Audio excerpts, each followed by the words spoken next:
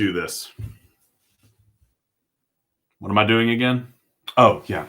So let's do some actual English. By the way, have you guys tried these things beneath your mask? The little like it holds the mask off of your face. Makes me feel like Bane. I was born in the darkness.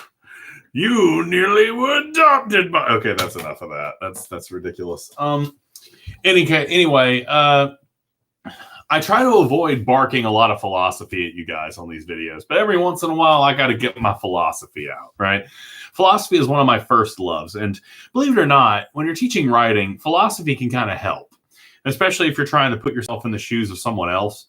I'm the kind of guy who's pretty comfortable with writing. So oftentimes I have to do a lot of work when I'm trying to think about how my students actually, how do my students react to things? Because, you know, when I think about a writing prompt or I think about a writing assignment, for me, my immediate reaction to that is like, oh, that's easy. That's not a hard thing to do.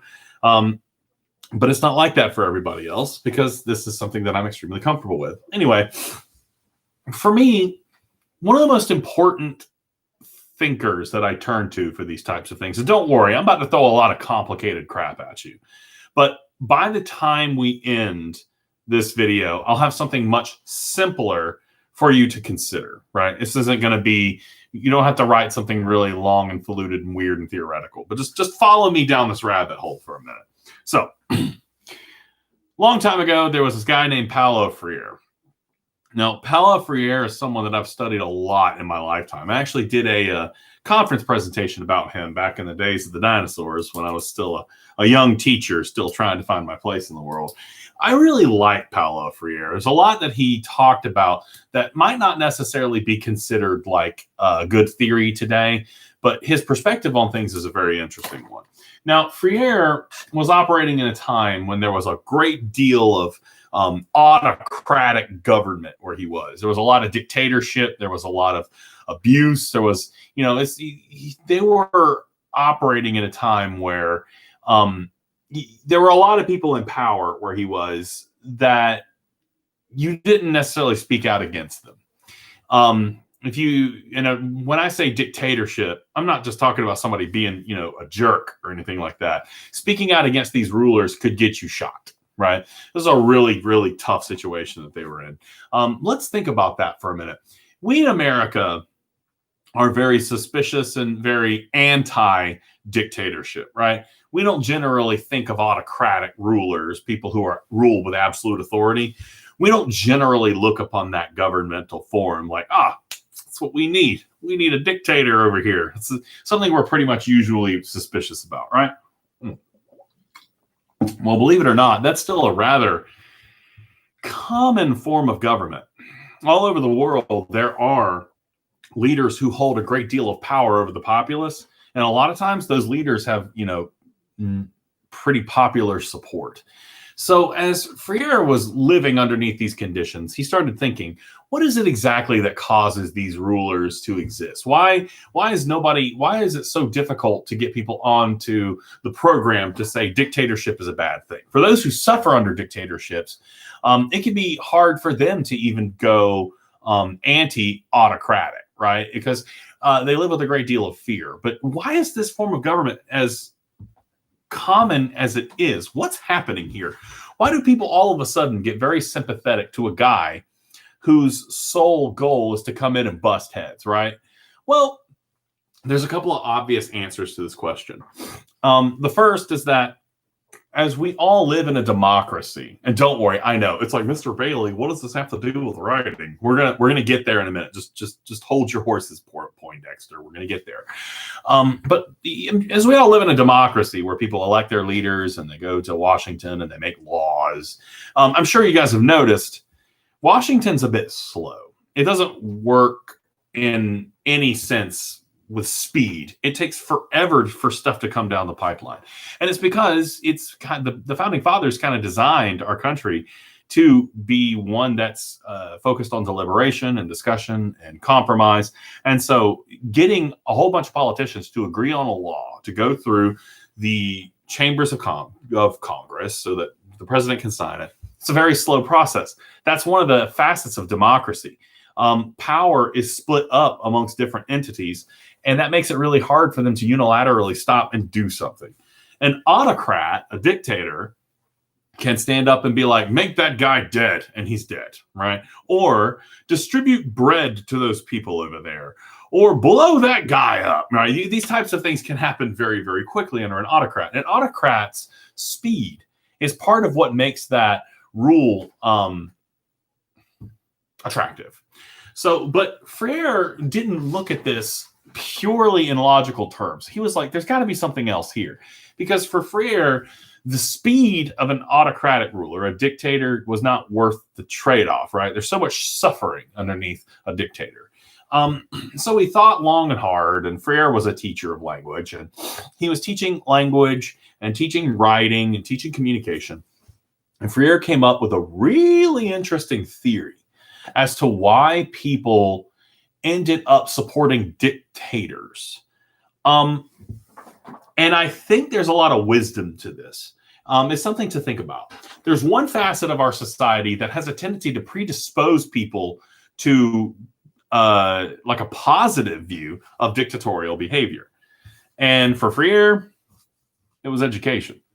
Now, immediately when I tell people this, that education has a tendency to predispose people to an absolute ruler, people are like, but education is the gateway to your future.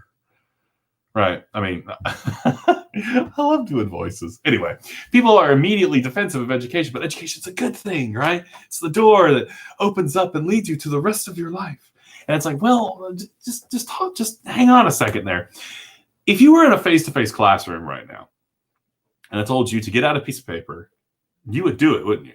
You wouldn't think about it. You wouldn't deliberate over it. You would just do it because I'm the teacher and I'm in charge. Now, this makes a lot of sense because, you know, you're in an environment where I have authority over you. But stop and think about this for a minute. Think about how far we could push this.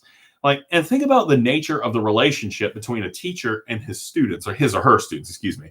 I often kind of predispose these types of things to his and her because, you know, I'm a dude and I think of everything from the dude perspective. But, you know, I have to work on that. I need more coffee.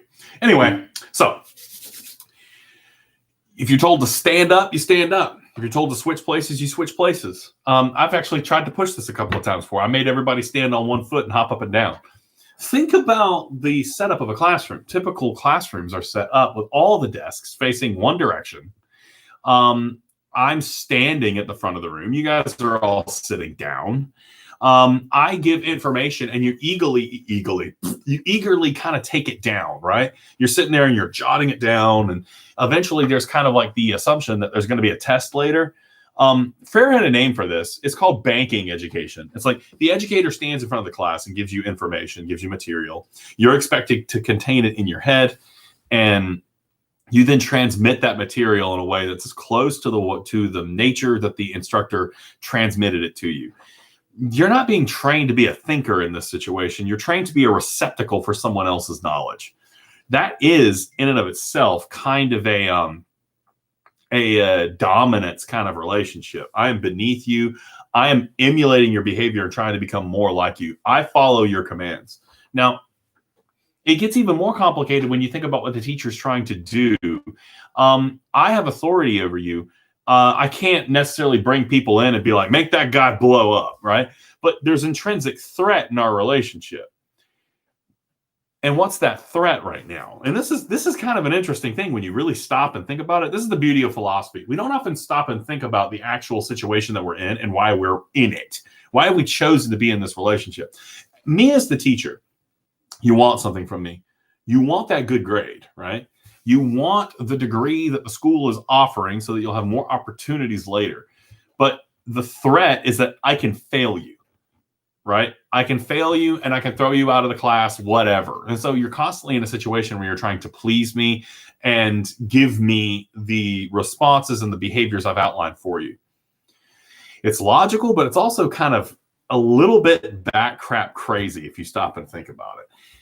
Because it's a subservience relationship. What I should be looking for is a way to train you to be more independent, because I have expectations and I have ideals that might not necessarily match what you need. And so the relationship where where I am dominating and I am influencing you and getting you to change your behavior to fit my expectations, that's not necessarily a very productive one. For Freire, this is the reason why Hitlers and Stalins and I'm trying to think of something fun. Paul Reiser's. The reason I say that is because Paul Reiser was in Aliens, and he played one of the worst characters. He was a good actor, don't get me wrong, but Paul Reiser's character Burke in Aliens is one of the single most awful characters in history, to the point that when I see Paul Reiser, I'm like, ugh. He played Burke, and Burke was terrible. Anyway, it's the reason these people gain power is because, like, we kind of remember and we are predisposed to this kind of authority relationship. And what makes this worse is the fact it's even worse when we step outside of the college environment and we go to kids. Kids have this even worse, right? Because kids are even more dependent upon their teachers and more dependent upon the system that kind of protects them. And so we actually do a great deal of molding of someone's behavior in childhood that says, so when a political strong guy comes along and says, make him dead, we're like, yeah, you got it, boss. That's how we do it. And so education is good and as wonderful and as dual to opportunity as it is, it actually creates some problems if we're not really stopping and thinking about the way that we teach.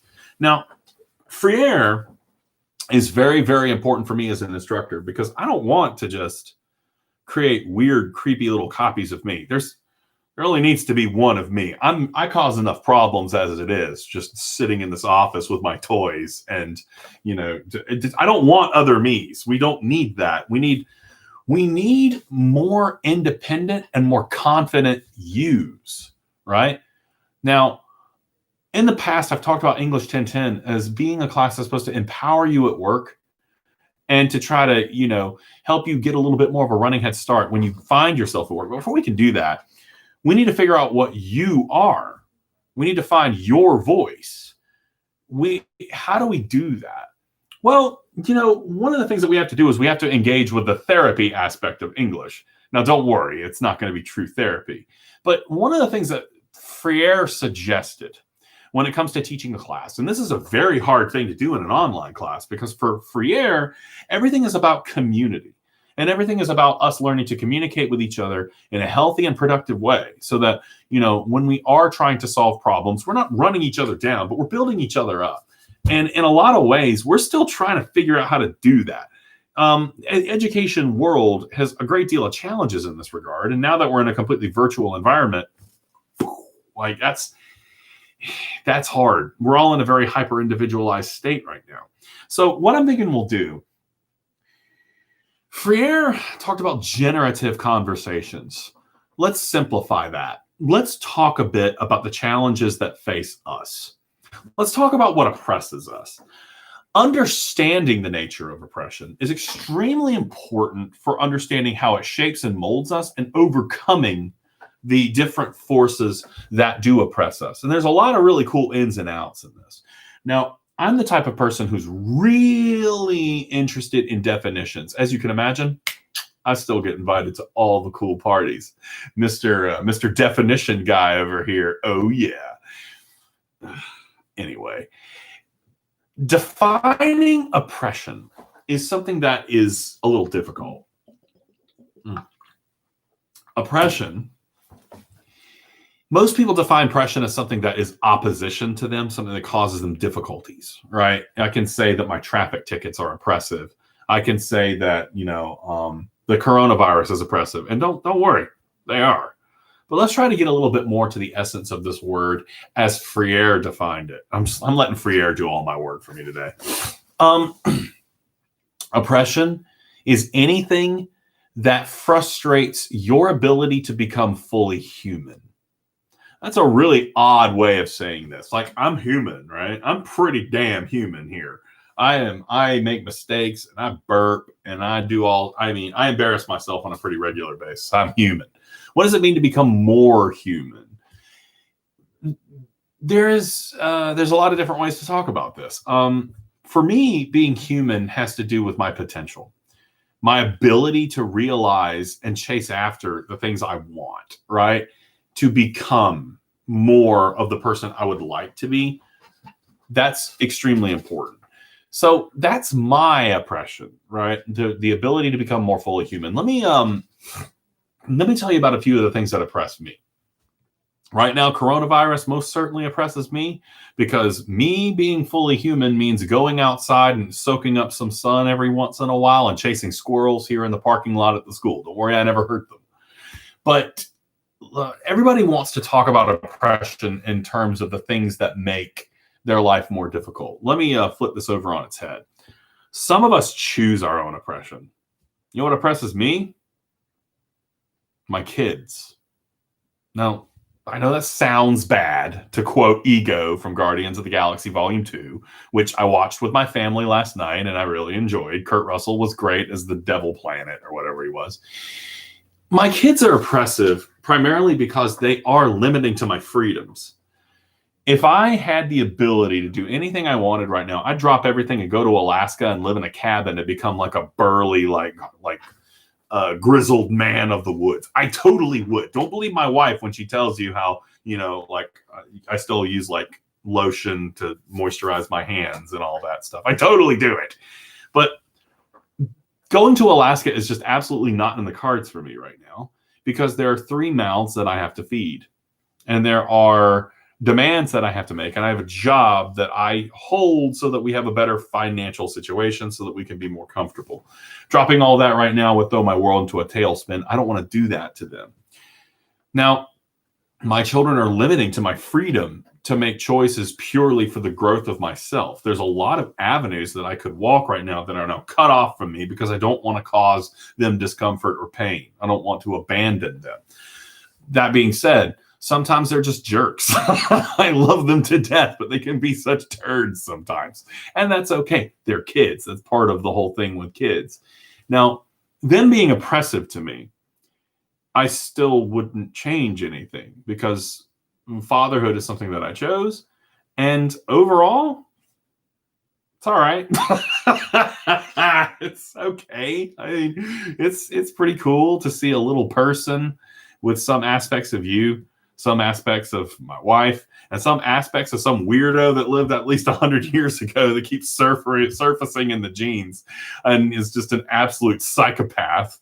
The benefits, the experiences that I've gotten as a parent outweigh the sacrifices that I've had to make. That's important, and that happens a lot with things that oppress you. It's not just bad things happening to you. Sometimes it's things that you invest in. It's things that matter to you that still cause you pain, even though it matters to you. Family can be oppressive as hell, right? It can, not just your kids, but your mother who won't leave you alone, or the sister who needs another loan, or the uncle who won't stop throwing things at you when he sees you because you disagree on politics, right? Those are all oppressive things in their own strange, weird, beautiful way. Money is oppressive.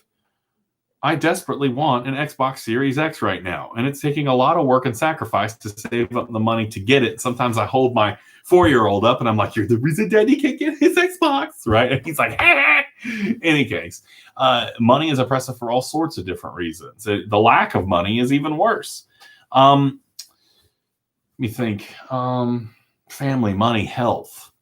I don't think I have to tell you guys how your health can oppress the absolute tar out of you right now. I have diabetes. I can't eat stuff anymore, or I can't eat anything I want anymore, or I will start to shut down. Do you have any idea how much I want to just hog out on Reese's peanut butter cups and just pass out? I can't do that though, or I will explode. All of these things are oppressive. Your education can be oppressive. Think I'm not going to oppress the crap out of you while you're in this class? Oh yeah, you got another thing coming, right? In any case, here's what I want you to do. I've created the Assignment 1 forum, which some of you guys have already gone into and written stuff about. I want you to tell me about what oppresses you.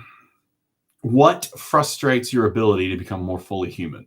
Don't worry about assessing it. Don't worry about too much about going in and giving more detail about it. Just go in and tell me just a little bit about the things that oppress you. This is how we're going to get a start on a draft. We're going to work on this thing along, and we're going to build it up piece by piece. What frustrates your ability to become more fully human? We'll work on this.